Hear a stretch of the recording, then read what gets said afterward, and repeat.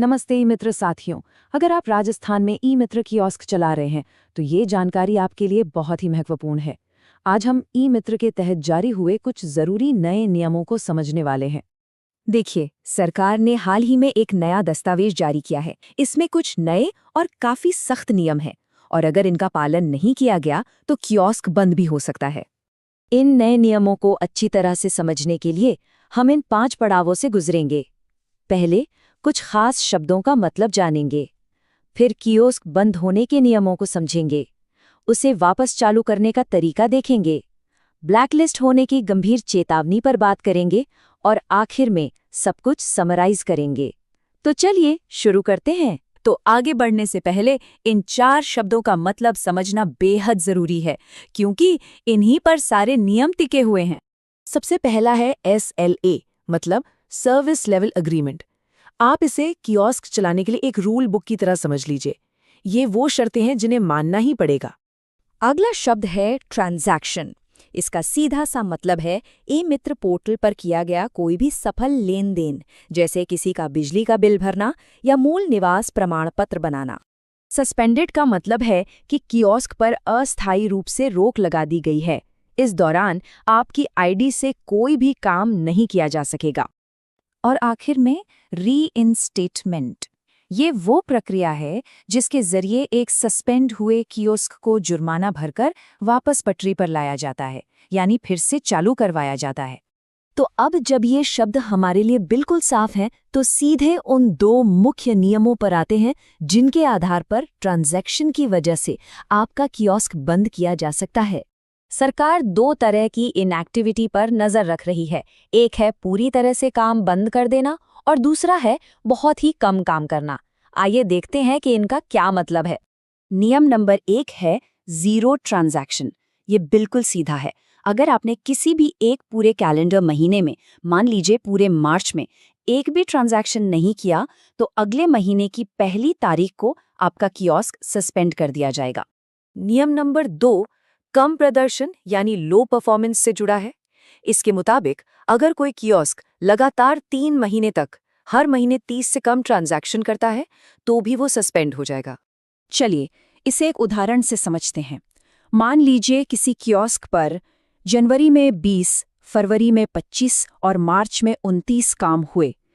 अब क्योंकि लगातार 3 महीने 30 का आंकड़ा पार नहीं हुआ तो 1 अप्रैल को कियोस्क सस्पेंड हो जाएगा। तो यहाँ सबसे ज़रूरी बात यह है कि लगातार 3 महीने प्रदर्शन कम नहीं होना चाहिए। लेकिन रुकिए, यहाँ एक बहुत ही ज़रूरी बात पर ध्यान देना होगा।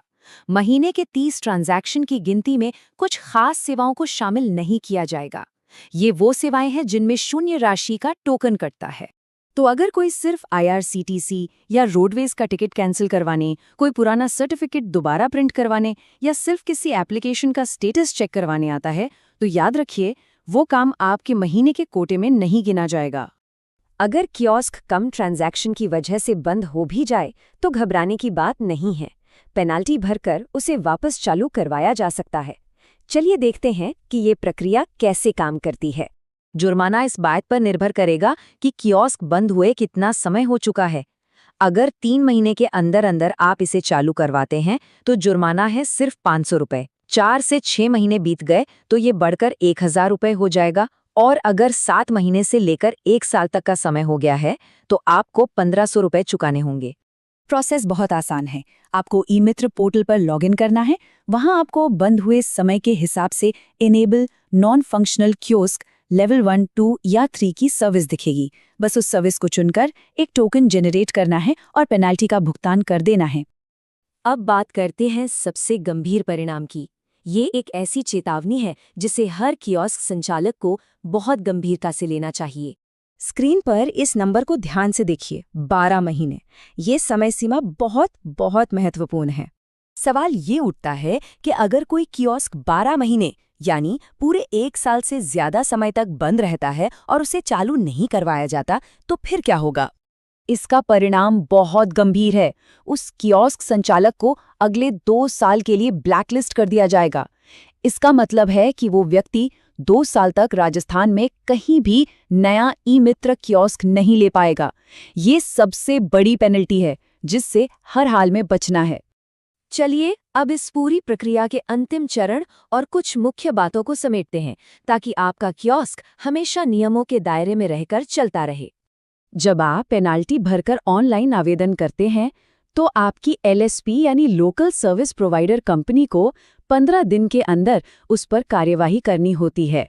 और इस नियम में जो बात सच में दिलचस्प है वो ये है कि अगर एलएसपी 15 दिन तक कुछ नहीं करती है तो आपका कियोस्क अपने आप यानी ऑटोमेटिकली चालू हो जाएगा। तो इस पूरी चर्चा से सीखने वाली 3 मुख्य बातें क्या हैं? पहली, हर महीने नियमित ट्रांजैक्शन जरूर करें। दूसरी, अगर किसी महीने काम कम होता है तो अगले महीने ज्यादा काम करके उसकी भरपाई कर लें ताकि लगातार 3 कम महीनों वाली शर्त पूरी न हो। और सबसे जरूरी, अगर कियोस्क सस्पेंड हो भी जाए तो कोशिश करें कि 3 महीने के अंदर ही 500 रुपए देकर उसे वापस चालू करवा लें।